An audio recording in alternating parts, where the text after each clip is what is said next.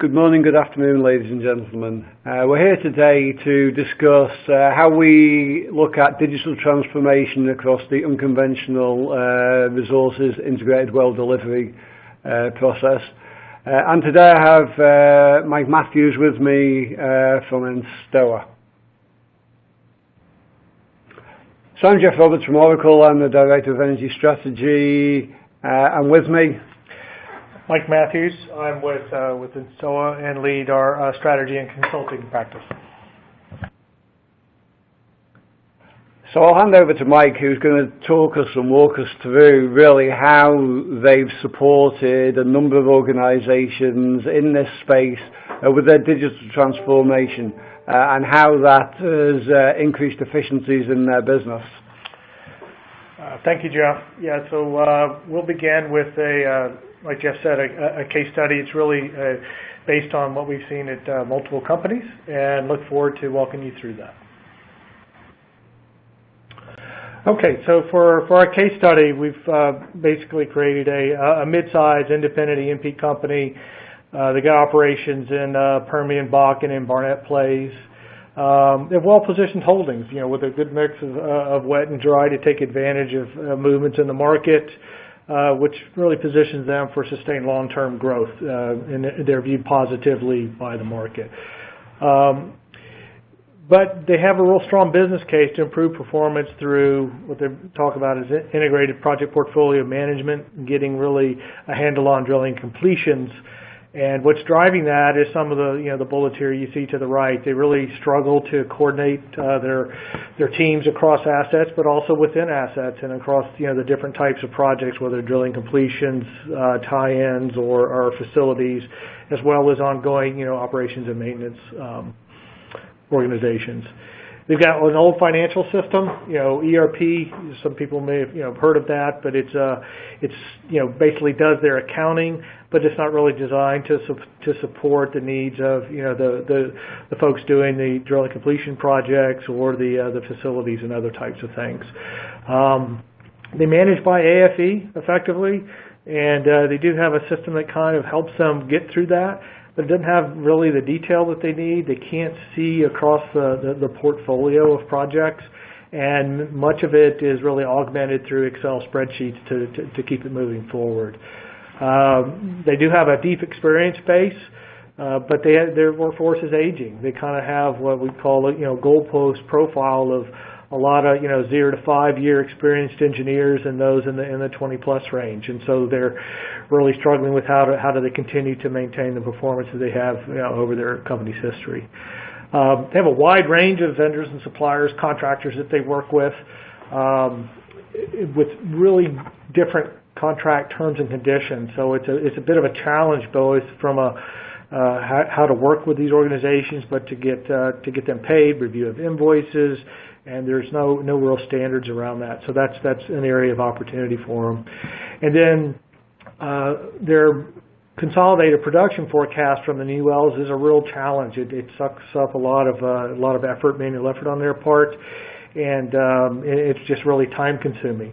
Particularly if they're looking at alternative scenarios, where to put the next rig line, how to reorder priorities if changes in the market. So they really would like to see improvement in how they connect production from new wells to pop dates coming off the drilling completions program. Okay, first I'd like to really sort of frame the discussion here around how they went through the transformation, and really this is a mental model that we go through with these types of organizations. Looking at the slide here, if you look at the left side, really, all organizations have a strategy, what they're trying to do in the market, how they're going to grow, how they're going to improve returns, for their shareholders. And in this industry and in other capital-intensive industries, capital investment is a large portion of that. And typical across the unconventional plays, you're looking at anywhere from $1 to 3, maybe even as much as $4 billion a year invested in CapEx, and that's really a driving engine for the organization. We look at that, and there's different types of projects or investments that you have to make, whether it's driving your growth projections, improving efficiency in operations and in the asset base that you have, as well as maybe regulatory requirements around emissions and water treatment and things like that. On the right side of the chart is the value. That's where they set the strategy. These are the things that we need to do. It's selecting the right projects. But on the right, you've got to have an organization that can deliver them. And that is involved primarily through what we call capital effectiveness and capital efficiency. Effectiveness has to do with selectivity. It's selecting the right projects that drive the most value for your organization. And then you execute them more efficiently than your competition, capital efficiency. And that's by doing them less costly and also faster than the competition, delivering the value. The challenge comes in connecting that ability to execute with the strategy and to make sure that those are aligned. And what we find in many organizations is that's where the break occurs. So what we do is we look at the overall capability of the organization, and that's the approach that's taken. So what do we mean by capability? So capability is not individual capability or crew capability or asset team capability. Capability is the overall collective capability of the organization.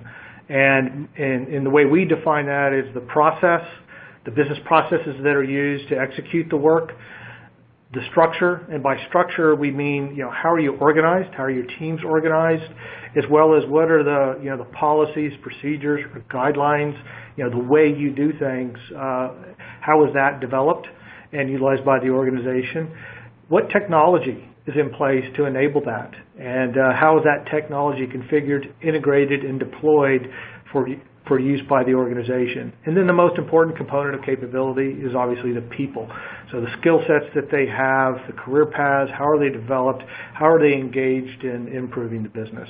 All of those things together for us define capability. And when you begin to look at strategy and the organization required to execute on that strategy, it's critical to look at, do they have the capabilities to actually execute? And so the approach that was successful in going through this transformation is what we call a capability-based approach, and I'll speak through that fairly quickly, and then we'll get to the technology piece. Okay. First, what we need to do is create a framework for looking at capability across the life cycle of an asset. And so a way to think about it, the way we look at things is thinking of the life cycle of a well or a facility or a pipeline and how that project is treated in the organization. So if you read this from left to right, as I mentioned before, there's that overall strategy for the organization. And then there's the planning of what projects are we going to do to execute on that strategy. We call it portfolio planning. And then once a project makes it through that process, typically there'll be a list of projects. Here's the priority, here's the sequence, and so on. You get into and a project is released for execution. In this industry typically involves the AFE process. So we look at project development, the execution of the project, that's the actual drilling, completions, construction, whatever the activities may be, and then there's the management and controls that oversee that. When that is complete, when that is finished, that's got to turn over to operations. It needs to be done seamlessly. Operations needs to know what's coming. They need to be involved in that handover process, and often involved early on in the project so that they're receiving an asset that is easily operable and maintainable.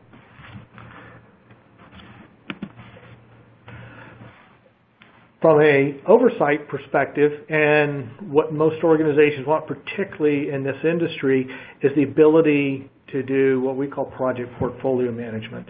And that's the ability to see all of the projects, all of the potential projects that are coming down the pipeline that are going to be executed over the next year, 2 years, 3 years. What does that profile look like?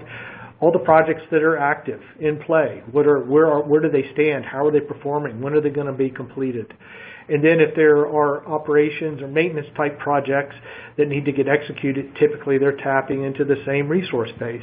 So having that ability to look across the organization, see all of the project work that is either being developed or executed in one place is critical for them to be able to manage that asset development process. Then finally, all of that work needs to be done against the core business.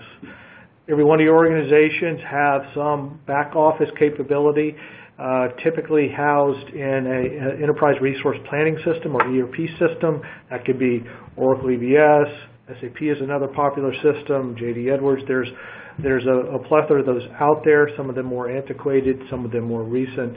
But they provide the resources, through procurement, strategic sourcing, through human resources, through financial management. They're providing the resources required to execute the project, whether it's people, services, contractors, materials, and so forth that are needed to do that project. And so the mental model that we use in thinking about capability is we look at it in this holistic approach. Each one of these boxes on this page are represented typically by different parts of the organization. How do they work together? How does information move between them? How do they coordinate activity? So when we look at capability, we look at all of these areas of capability and how they support the both effective and efficient deployment of capital through projects. Okay, and the mental model that we just walked through, if you can think of each of those boxes or blocks as an area of capability. And for each of those, think about, well, where are we maturity-wise as an organization? And so using that thought process of current state, future state, having that framework, that mental model of those capability areas and how they connect together, and then the ability to sort of map out where you are today and where you need to be. And so working with the clients, we have a 4-level maturity model of developing, competitive, advantage, and best in class. Developing is really, I'd call it a hero-based model, really good people, but it's really people-driven. There's no common processes. Each person has their own view of how things are done, and it tends to be Excel-based. Then competitive, you start in getting things defined, some processes defined, people somewhat aligned to that, some common tools, enterprise level, but it's very disconnected. Getting into advantage, you got people aligned, you have some common processes, you have integrated tools, you're beginning to use that to make decisions. And then best in class is something you evolve into, and that best in class level is really where it's become ingrained in the way you do things. It's your way of driving the business, executing on the strategy, and doing that through fact-based decisions. So to drive the transformation, you need a couple of things. You need to, understand what your current state is and actually have discomfort with that, not be happy with where your current state is. Second, you got to have a clear vision, or at least an aligned vision of what that target state is. What is that future state of the organization and of the business? And then you need a map to get there, a path to get there. Of course, that future state will adjust over time as you begin to execute and move in that direction. But unless you have that vision clearly articulated and the organization aligned to that, you're not going to make progress. So they recognized this. They identified the current state and future state and what the roadmap was to get there. So the roadmap would look something similar to this. And essentially what it's doing, it's identifying the actions that need to be taken to move the capability of the organization, from that competitive and developing up into the advantage or best in class. Now these actions could be targeted at process, could be targeted at structure, policies, procedures, the way you're organized, could be targeted at technology, or to people. So it just depends on what the needs of the organization are and where the gaps were identified. But the clear message here is that you've identified what that future looks like. You have a good idea of where you are today. Here's the path that we can all get together and get there.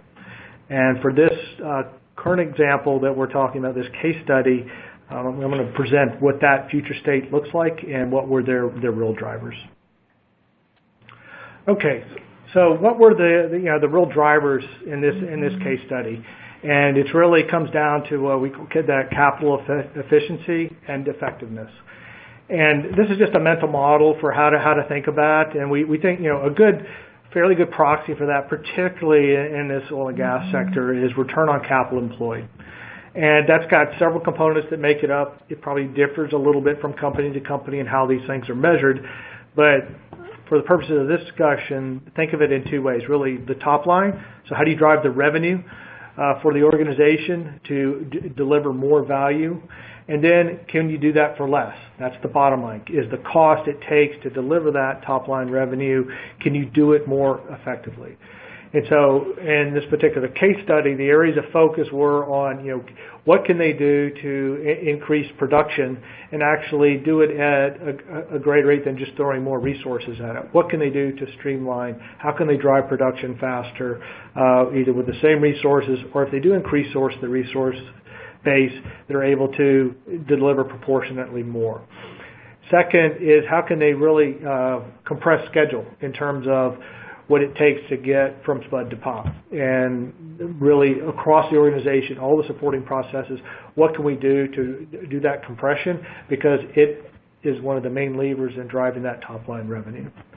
The second area of focus in the case study is really the bottom line and looking at a couple areas of efficiency. So looking to really increase their efficiency in how they work, how they do things. So think of that in terms of coordination between different functional groups.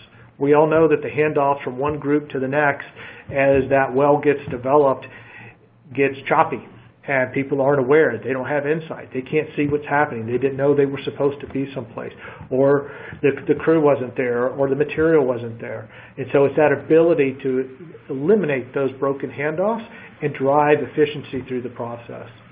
The second area was really looking at how can they reduce capital spent. Can they do it more? Can they do it less costly with their own labor? But you all know this, in this industry, in the $1 to $3 billion that gets spent, maybe 95% of that is going through your supply chain, through the contractors, vendors, suppliers that you use. Is there a way to look across all your projects and do what we call project-driven supply chain and begin to approach procurement more strategically and reduce capital spend by taking cost out through the supply chain? And then lastly, is part of the other side of that schedule compression. If you compress schedules of drilling and completions and get it down, it is also less costly. So it takes cost out of that delivery process. So as in our case studies, they begin to think about this in their future vision. These are the main business drivers for them. And as they targeted that future state of more integrated portfolio management, they put together, okay, well, what value would this deliver to the organization? Okay, for our case study discussion, this just lays out, basically the plan for the organization starting back in 2016. We're halfway through 2017. It lays out, basic parameters in terms of CapEx, rig count, the production that they've got, their home office head count. And then the next three that rows there, basically, where does the value come from? As we move from that current to target state, some of that value is going to come from home office productivity. You're going to be able to do more with less. So you see that the headcount increases, but not at the same rate that the production is increasing. Next is the spud to pop compression. If we can complete the wells faster, particularly by compressing those handoffs between the different functions in the organization as it moves through that life cycle, you're able to pull those well production times in faster from spud to pop. That's bringing in revenue. And then the third there is strategic sourcing. If we've got a standard way for planning our projects, understanding the resources, the timing of things in a platform, in a system that we can consolidate that and look at it. We can enable strategic sourcing. And that delivers a lot of value. If you think about this, your spend in CapEx here, you're going from 1.4 to 2 billion a year. 95% of that's moving through your supply chain. I think there's a lot of efficiency there, and they thought there's a lot of efficiency there, and a lot of the benefit was derived from that. Okay, so we're going to move over into getting into a bit of the practicality of how. So we talked a bit about what the value anticipated was in moving from that dissatisfaction with the current state, identifying a target state, what value is that going to bring to the company. I'm going to spend the next few minutes talking about how. As we do that, we've also got some polling questions that we'll be able to collect information from all of you that are participating in today's call, and then at the end of the presentation we'll show the results of that. And we expect, based on the questions, there should be some interesting findings there or trends in the market in terms of what you guys are facing today. Okay, we have our first polling question. Actually, I think maybe we put the easiest one up front, but it's what best describes your capital planning program. So, and think of what that looks like. How does it tie to the overall financial part of the organization, and what's the linkage to drilling completions, facilities, and so on. So, is it integrated and links effectively strategy with execution? There's a tight alignment there. Goals and our tactical plans are essentially created in silos. There's not that coordination. There's not the tighter linkage. Or it's just, next year's plan looks like last year's plan. So we'll give you about 5 seconds to respond. So just click on the one that you believe best represents your company and hit submit.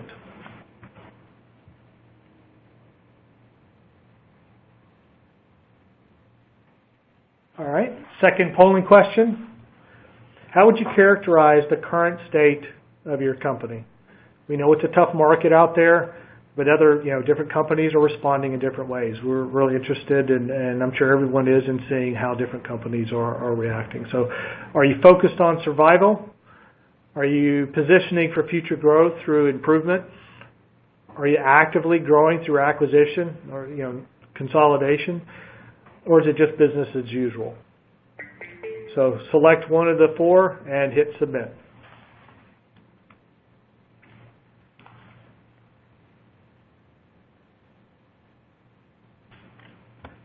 Okay, our last polling question for a little bit.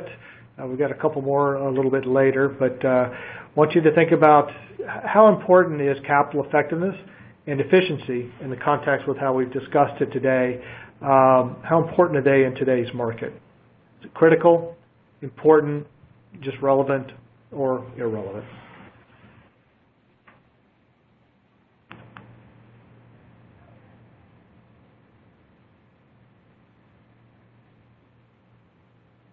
Okay, the focus now is on how. And so the first and foremost is the whole idea of project portfolio management, and in this context, integrated project portfolio management.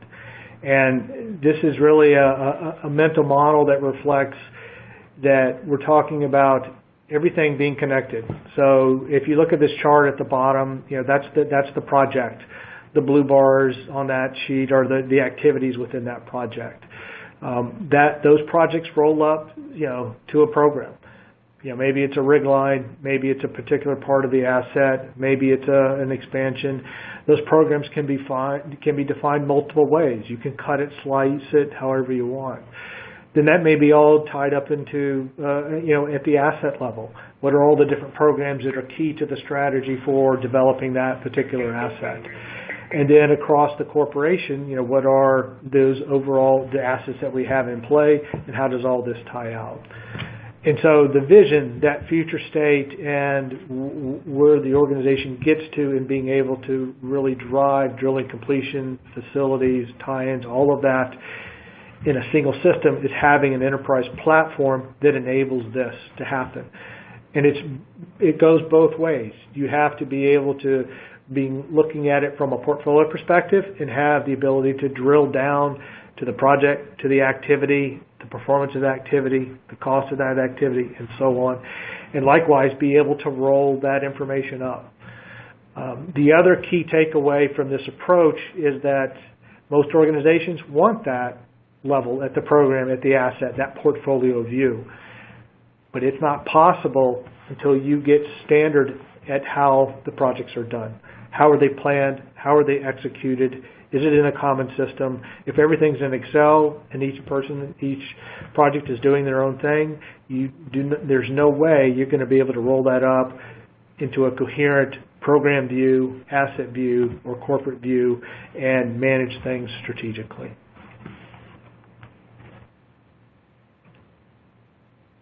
So one of the reasons that this is so challenging for many organizations is that there's really two worlds. There's the world of the field, where the work gets done, the production gets made, the wells get completed, and there's a language, a way of doing things, a tool set, coding structures, contracts, all of that type of stuff and how that work is done. And then there's the corporate infrastructure, the back office, as it were. You know, how does procurement function? How are costs collected? How are they put back into projects so that the team has a good idea of where they stand in terms of cost or schedule or resources? And so the challenge is that from the project level all the way up through the portfolio is to get alignment between these. And if you think about it from a technology perspective, in the ERP implementation, that tends to be driven by finance, or in the procurement side by the procurement organization. There's not typically not the input or alignment with the teams delivering wells. So again, a mental way of thinking, how do I make this portfolio thing work? The key is to get this alignment and recognize that the field is putting demand on the corporation or on the business, and it's their job to efficiently provide the resources needed to execute those plans.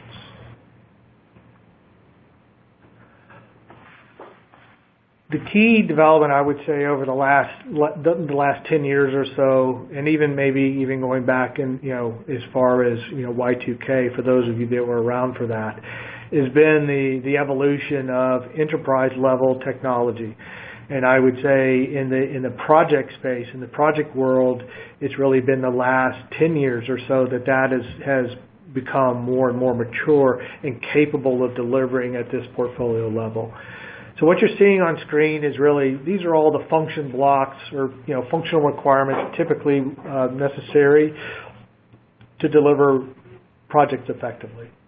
On the bottom is the back office. That's usually where the ERP sits, whether it's Oracle EBS, as I said, JD Edwards, or other systems. Those are the typical functional areas, more financially oriented, procurement oriented, HR oriented. On top of that is what we're calling here the front office. These are the project management systems, the project planning, project execution, project control systems that are needed to work together in an integrated way to deliver projects.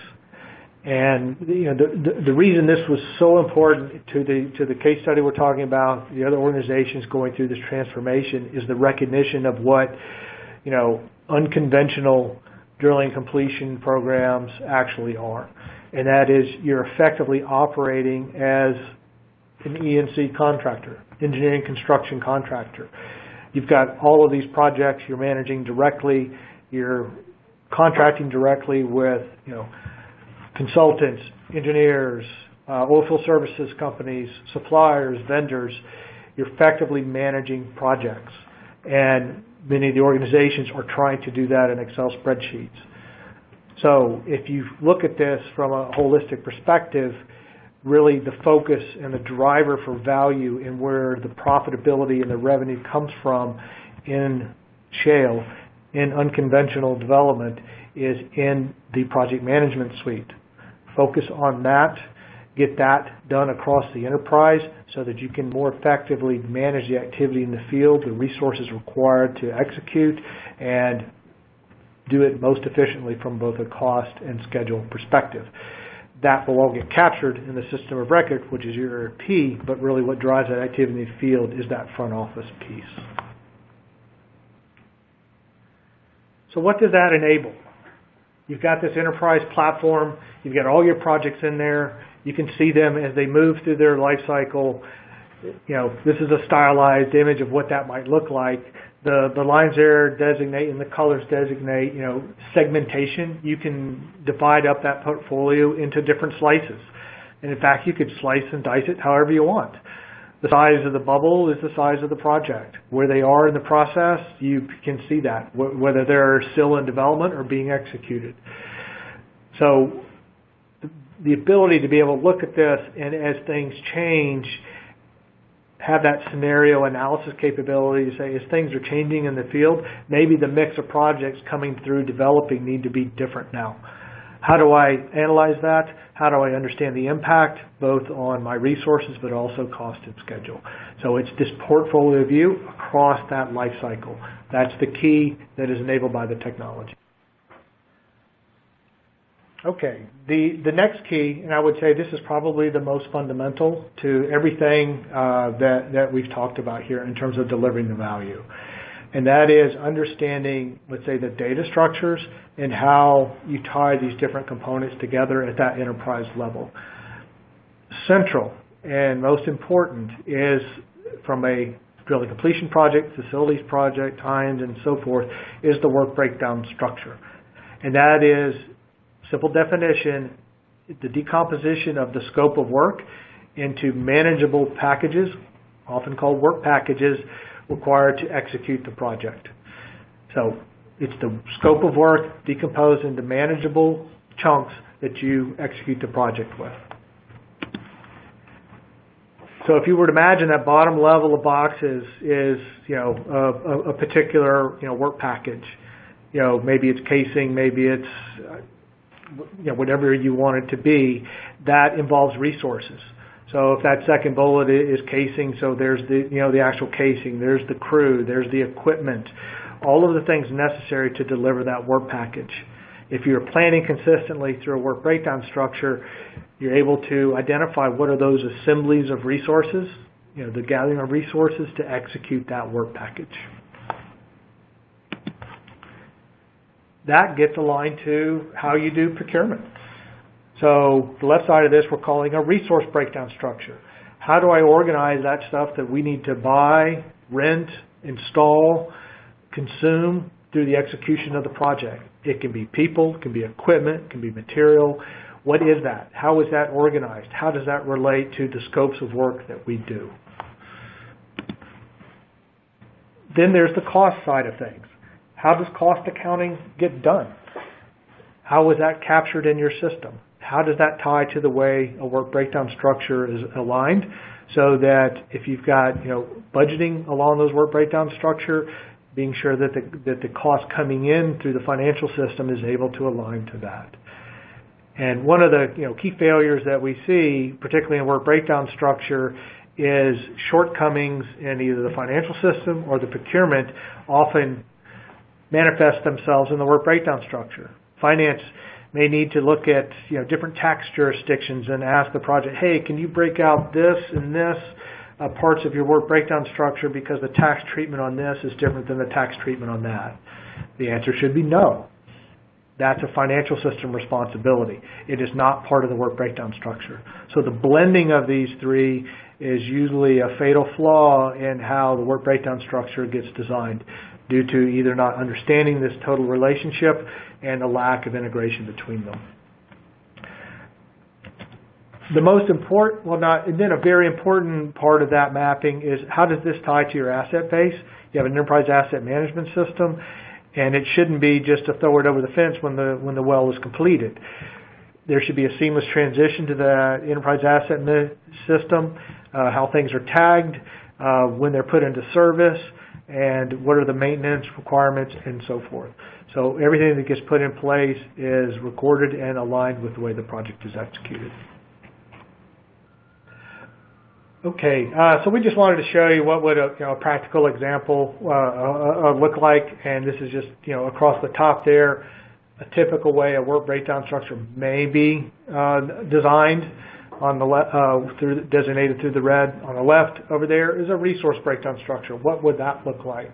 And what are the resources required to do this? And here we're looking at production casing. And then on the right hand side, in terms of the green, how does that get costed? So as each of those elements come through, the procurement, the invoices come through, how do they get coded and mapped to the way costs are collected? And what the point of the slide is, you've got to work with finance, you've got to work with procurement, you've got to work with the engineers, the project folks to figure out how are we going to have these things work together. So when you're able to do that, you look on the left side of this, we talk about it in an estimate. That's that initial plan for that well or that facility. When you're able to do this consistently across your projects, you're able to then lay that into what's the schedule look like, and it produces a forecast. That forecast is the capital forecast, spend forecast, the resource demand. Again, resources could be people, material, equipment, and so on. So that's why this breakdown structure is so critical to the success of being able to do portfolio management. So what does that end up looking like?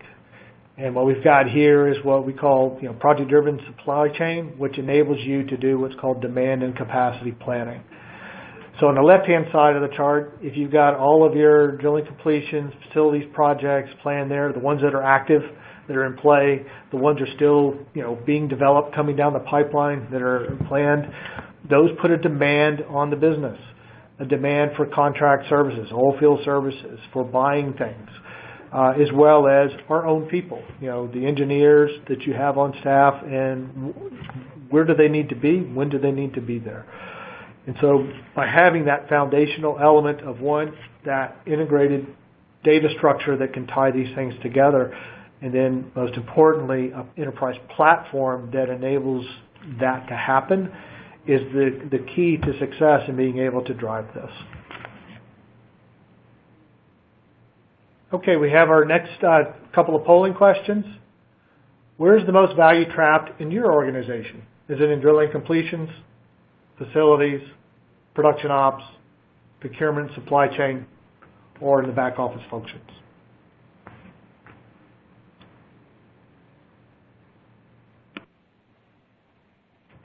Since 2014, it's been very tough in our industry.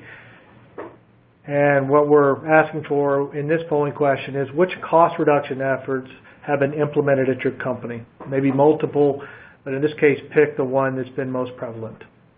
Pay freeze or reduction in headcount, reduction in the use of contractors or renegotiating contract rates, deferred or reductions in capital investment, capital efficiency, productivity improvement, or other.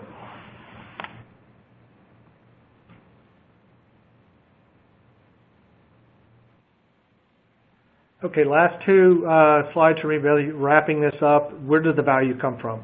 So we talked about discomfort with the current state, clear vision on the future state, the roadmap to get there, and what's the benefit to the organization, how do we deliver that? You saw the business case for this transformation comes from really two things. One, the selectivity, capital effectiveness. So in this particular example, you're able to deliver the same value to the business at lower cost. The alternative would be, or the flip side of that, you're delivering more value to the business for the same cost. So the value levers here are, you've got that real strategy to project alignment. You're reducing the amount of lost or sunk cost in the organization through bad projects, and your uncertainty is a lot less. The amount of risk or contingency you have to carry in the organization for that degree of uncertainty is lowered. All of those come together to either deliver more value at the same cost or deliver the same value at a much lower cost.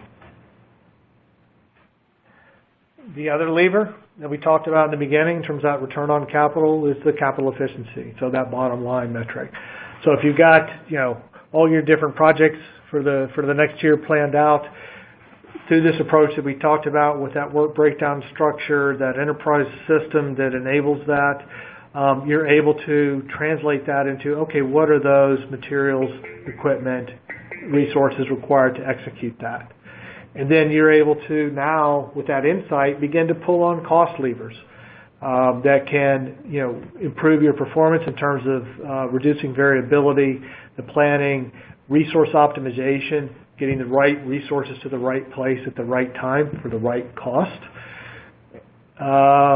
Look at the, project excellence, delivering, not having every project leak both time and money. Strategic sourcing, probably in this area, the biggest opportunity for your organization. And then contracting strategy. Can you work differently with your oilfield services companies? Can you have common incentives to drive productivity improvement?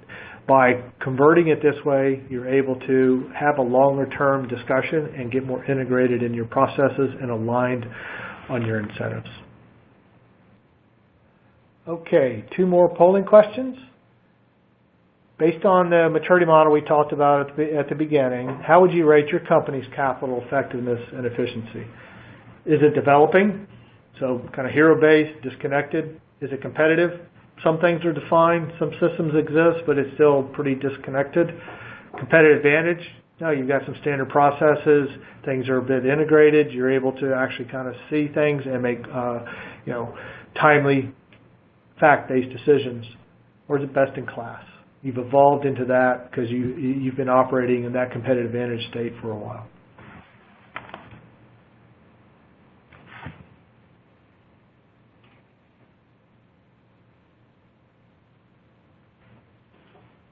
What capability, based on that initial mental model we presented and I presented in the beginning, would have the biggest impact on your company?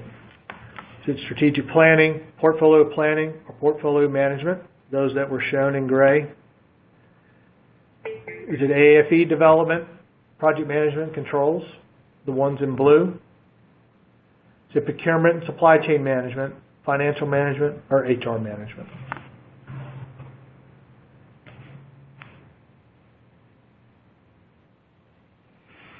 Thanks, Mike.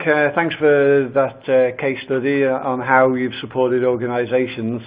And I think I heard lots of words that relate now to really how Oracle can help organizations. I heard words like enterprise, integrated, removal of Excel, growing revenue, removing costs.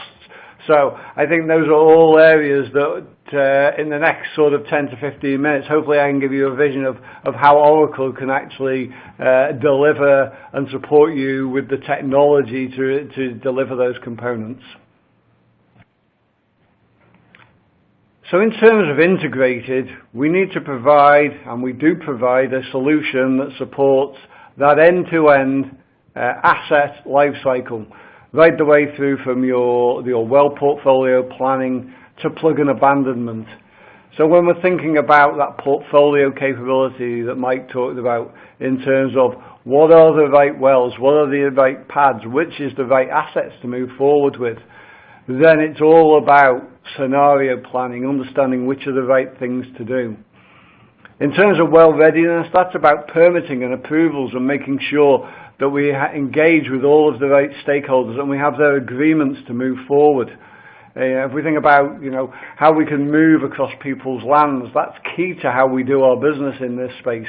So it's very important that we actually have all of that information signed, sealed and delivered before we actually waste people's times, understanding the cost of some of the resources that we're actually going to have engaged.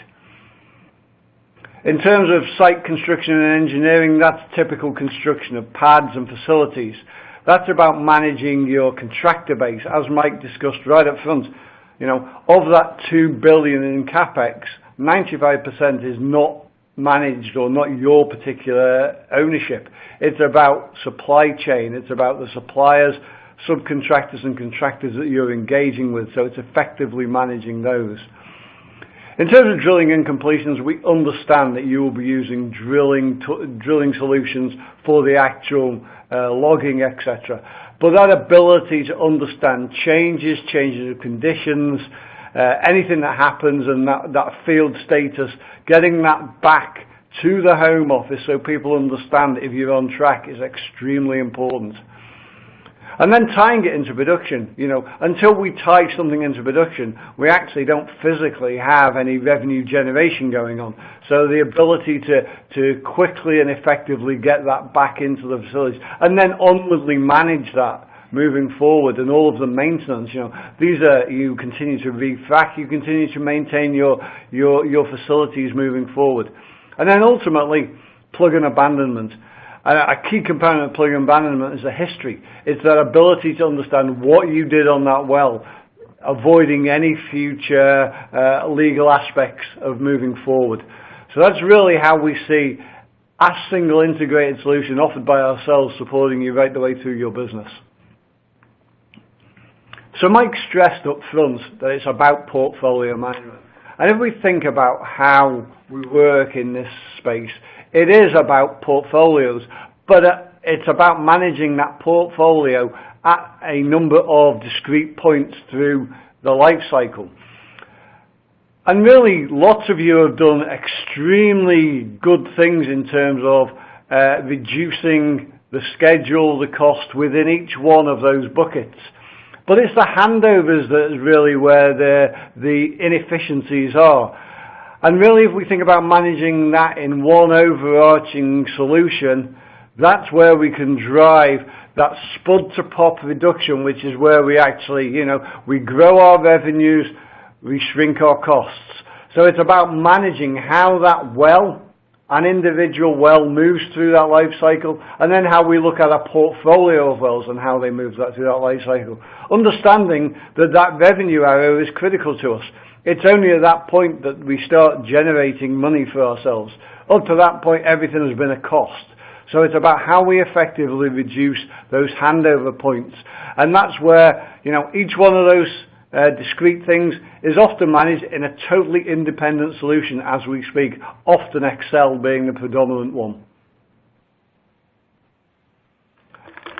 So our solution looks something similar to what we identify in the grey boxes in the middle there. So we are the project management piece that Mike referred to. It's that component in those early slides that was indicated in blue where we're managing portfolios and projects. Okay, understanding you have back office ERP tools. You also have things like seismic tools, geo tools, drilling tools. We are, in essence, the glue that holds all that together and allows your organization to effectively manage those projects. And you will see that we, again, support that full asset life cycle right the way through from understanding what is your annual business plan, which are the wells and pads you're going to move forward to, right the way through to plug and abandonment. So we have an integrated platform that is not only integrated amongst our own tools, but actually with external tools to provide the value. So I've painted a big picture vision. And if we think about the two axes, we have really the life cycle across the top, but really it's about how do we impact your revenue or reduce your costs. And these are things that you don't need to do all in one go. Providing you understand the overall vision that we provide from our solution, you can actually meet discrete pain points as identified on this slide from components within our overall solution. And I'm going to talk about each one of those now independently. So investment planning, well planning, selection, this is really where, as an organization, you are really working at the portfolio level. You're understanding right at the macro perspective which is the right set of assets, which is the right set of wells, pads, units, however you wish to define a portfolio. This is where you're working with different scenarios to understand which will deliver the most value back into your business. It's also the start point for macro supply chain planning. This is where you can start to understand, the amount of casings, the amount of sand, the amount of water that potentially you would need across any period in time. Obviously, we're going to understand what that becomes as we move through the building, and we're going to make it more granular, but this is where you can start looking at the macro components. And this is where you can start to get significant benefits by making, and Mike talked about it quite a lot, actually making the right selection processes of what you're going to move forward with. This is also the start point where you're going to start looking at the pop dates, and that's going to be linked into your reservoir modeling. This starts to drive your production curves. So again, we're going to improve those over time as we become more granular, but this in essence starts to drive those revenue models from your reservoir and production curves. In terms of integrated master planning and scheduling, this is really a twofold area. This is where we're thinking about the project and the activities that need to be accomplished to deliver that project, but also the resource requirements. And when I'm talking resource, I'm not just thinking about labour, I'm thinking about, in our case, materials and major equipment, the rig being the most important one of those. But we're not just talking about an individual project, we're talking about integrated, so we're thinking about all of the projects. So if we then aggregate those together, we start to understand all of the activities across our whole portfolio of approved projects and how we're going to move forward. By doing that, we start to understand the resource demand requirements. And this is the time when we can not only understand that, we can start to feed back into the supply chain. So we start to have that project-driven supply chain capability. And we can drive that right to the most granular level where we actually physically can link the demand to the activity. So you start to get more real-time, just-in-time deliveries to the field. There are a number of ways this plays out, but it's about driving efficiency not only to the individual project, but across the whole portfolio. And obviously, if we can provide that information back to the supply chain, we start to make your procurement more efficient and also the contractor and supply base that we're working with more efficient.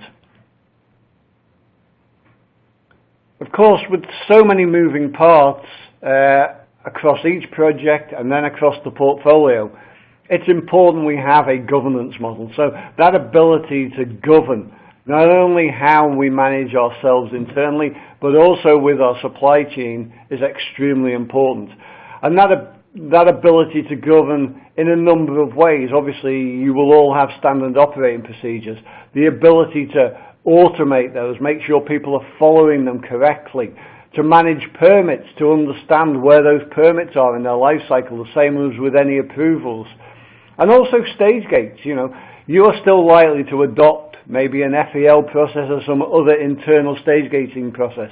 That ability to effectively manage that for each project and then across the portfolio is extremely important, using standard automated procedures that enable a governance and control within your organization. So what this does, it basically enables you to manage all the stakeholders across the whole of the environment, both and the supply chain, so you can understand who did what when, which is critical when we have so many moving parts. And again, when we're thinking about 95% of this business being with your supply chain and your subcontractors, it's important we manage and effectively control them as we move forward. And risk and contingency management in this space is often an area that's not even understood or thought about, not from an individual project perspective. But really, if we think about the number of projects you're doing and them all holding risk and contingency monies, it's important from a portfolio and an executive level to understand what is your exposure to risk across all of that portfolio. Is it growing over time? Is it reducing over time? How much money do you have set aside in contingency, and how much could or should be released across time? These are all aspects that will drive into both the top and the bottom lines if you get wrong. So it's very important that we provide tools as part of our overarching integrated solution that enable you to grow into this space and start thinking about risk and contingency control as you move forward. A key component of reducing cost is to actually manage cost and change effectively. So that's from understanding what the estimate is, the different classes of estimate, working with the AFE processes, the budgets, approvals, understanding what your commitments are. But it's that ability to bring all of that information into one common platform, so that from the field perspective, rather than the back office perspective, you understand what the outcome is going to be at any point in time, not only for one project, but across the portfolio. You know, what does that curve look like? What is your cash out, cash in curve looking like? Again, that can define whether you're in business this week or next week. So that ability to manage that effectively in a common vehicle across the portfolio is extremely important. And again, understanding that a major component is with your supply chain, that ability to understand what they're exposed to and how much you are due to pay them, again, at any point in time, is critical. Another key component is change. Change happens, it's just a matter of fact on projects. But it's how we effectively manage and control change from the supply chain and from our own internal departments, and how that influences our forecasts moving forward. Again, all being managed in a common integrated solution. We're well aware that you will use tools that actually manage the effectiveness of the drilling and how that logs all of the information you require. But to get to that point, there's an awful lot of site prep, there's haul roads, there's the pads, and then post the drilling there's all of the facilities that are required. That involves a significant number of not only your internal folks but also the supply chain, and it's the ability to enable and effectively increase productivity of those individuals and those organizations. That's where mobility comes into play significantly, and that ability to capture things in the field, be it status of information, be it the ability to capture via a picture an incident or a change that's happening in the field and quickly relay that back into the home office. And again, we're talking about roaming, very remote parts of the countryside, so our ability to do this both on and offline is extremely important for the supply chain. What we're trying to do here is really enhance the productivity of that field unit, so really they don't have to keep stopping work, they're more hands-on, and they don't have to keep coming back to the site offices to understand what is the next function that they have to do or the next activity. By bringing all of that information from the portfolio in terms of wells, where they sit in the status, where they are in their life cycle, in terms of cost, schedule, risk, resource, bringing all that information together into an analytics view that can be drilled through, that is map-driven, GIS, that's how organizations often see data. You understand where wells are in terms of their location. That ability to effectively manage that through an analytics portal is extremely beneficial. It enables executives to make decisions on not only what needs to be done, do I influence the supply chain, but also where are the next areas, which assets are delivering, which assets aren't, where should I invest, where should I divest. All of this is about managing the whole portfolio on an ongoing, more real-time basis that enable those effective decisions to be made. So in terms of value delivered, if we think about the solution that I've just talked about, these are the types of values and areas that we see benefits derived back into your business. From an increased revenue perspective, an increase in capital efficiency, both risk mitigation, and then that whole enterprise thing, the more understanding of your portfolio at any point in time.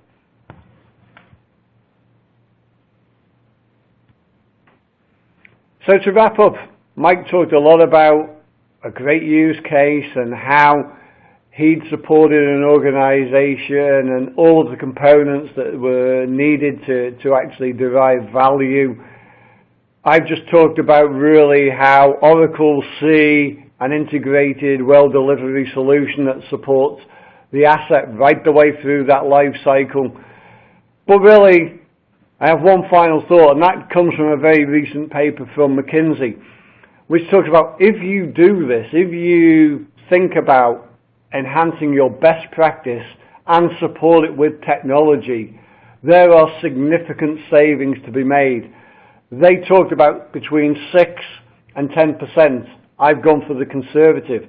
That's a number that surely, as an organization, you want to be part of.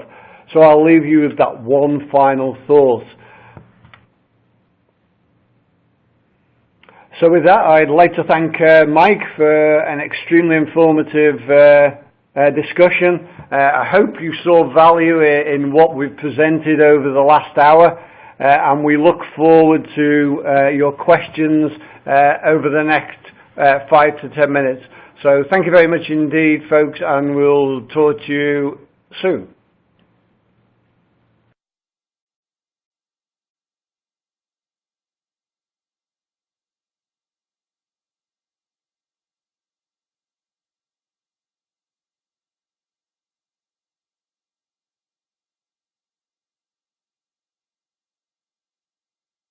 Okay, hopefully that was informative. So now we're going to look at the polling results that you actually presented and answered during the last hour. And hopefully we can give you an indication in our thoughts on where we see the industry and just generally what's been agreed amongst yourselves. So if we take the first one, and Mike, feel free to chip in. But this is where we asked really how, what describes your capital planning program currently. And this is from the attendees of this webcast. This isn't, this is directly from the polling. This isn't us making these numbers up.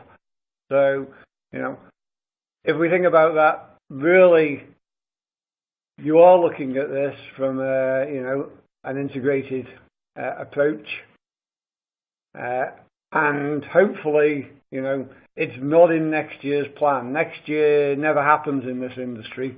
It's just one of those things. If you're going to do it, now is the time to do it. So from what I'm seeing of those results there, it is part of your thought process on how you want to move forward and how obviously then we can support you. Yeah, and I would comment. That's impressive. Usually, not quite expecting that. I think the tough times that we've had the last 3-4 years here, or 2 to 3 years, to see 45-6%, really figuring out how to integrate that execution and strategy is impressive. Industry has a ways to go, at least in this population, in terms of getting that integration, but that's great to see. So we move on to our next polling question, and really it's how would you characterize the company in its current state? And I think that really does answer how we see the industry and how generally everybody is perceiving the industry at the moment, in that it is positioned for future growth. I think number one has now gone past us, which is great for everybody concerned. Yes, there will always be those organisations that are looking to be acquired or those organisations that are more acquisitive. But in essence, I think just from a general perspective, the answer to this question really is how generally people are seeing the industry at this moment in time. And once again, the positioning for future growth, 2/3 of the respondents essentially are doing that. So again, that's really positive for the industry, and trying to get ahead of the curve on this and take advantage of the current market conditions.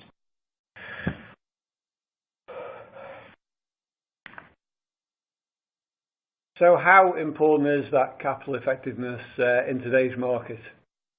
I would have hoped that was going to be the answer, but it's really how you then think about driving the solutions and the processes that support that within your business. That's great. Yeah.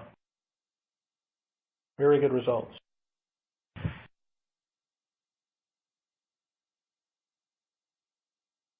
In terms of trapped value, what have we got here in terms of answers? So you got about what? About 30% in back office, another 30% in procurement supply chain, which is also part of back office, so that's really interesting. A little bit tied up in production, and then the rest in, looks like drilling completions, a full 30% there. So well balanced, but really it looks like, that's that integration we talked about in the beginning. At least the participants here are pointing out, 2/3 of the value is tied up in that back office and the integration with the folks in the field. And so very interesting results there. I think it's interesting to see here, Mike, that they've done an awful lot as an industry with the supply chain, but there's still a significant amount that can still, opportunity that can still exist. Right. So moving on to our next polling question. In terms of cost reduction, we know that's been a focus across the industry now for a number of years. And really, as we're trying to understand how your own organisation has acted in that space.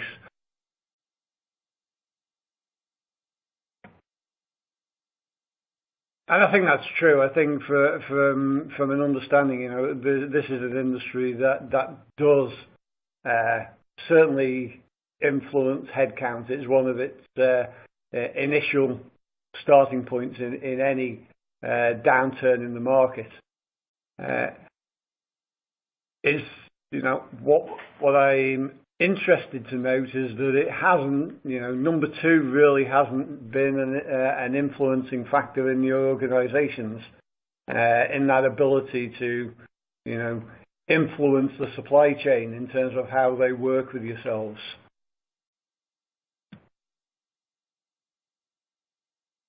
And then one I guess a little surprising, well, maybe not surprising, but would like to see that, more focus on that capital efficiency and productivity improvement there. Yes, as Jeff said during his discussion, there's been tremendous improvement, particularly in the functional areas, but there's a lot of opportunity cost there in the handoffs between the functions, and I think that sort of proved out in the results we saw where the potential trends were. Yeah. So. You recognize one thing in terms of where the benefits or where the potential is in the organization for improvement, but the easier things are to say, oh well, let's just cut capex or hold pay freeze, and so the capital efficiency is harder to do. But maybe it's not surprising. Our next to last polling question. So this is talking about how you think about how your company is managing that capital and the effectiveness and efficiency of it. And I think, everybody, there's a lot of folks that are obviously focused on that, and it is a developing area. And hopefully, through the last hour, we've given you an insight into potentially how you continue to drive that within your organisation.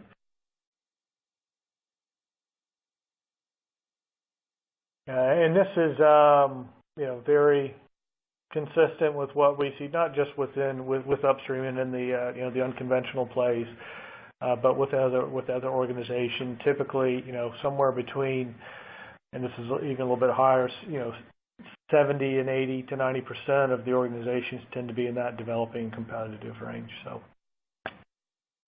consistent. And then our final polling question. And this is looking at capabilities, and Mike talked a lot about capabilities throughout the last hour. So this is really an understanding of where, we asked you for one, which was the biggest driving in terms of capabilities. Oh, look at that. Yeah. The clear winner. Yeah. Yeah. And I would agree with that. Yeah. And I would too, that's really where, that is going to have the biggest impact. That continuation of working effectively with the supply chain and managing them effectively, and linking both the schedule with the supply chain. That whole construct is critical in how we do multiple projects through a portfolio's life. Okay. So with that, folks, I think we've spent a good hour and 10 minutes with us. Thank you again. Thanks, Mike, for the insight, and we'll call it quits there. So thank you very much, ladies and gentlemen, and goodbye.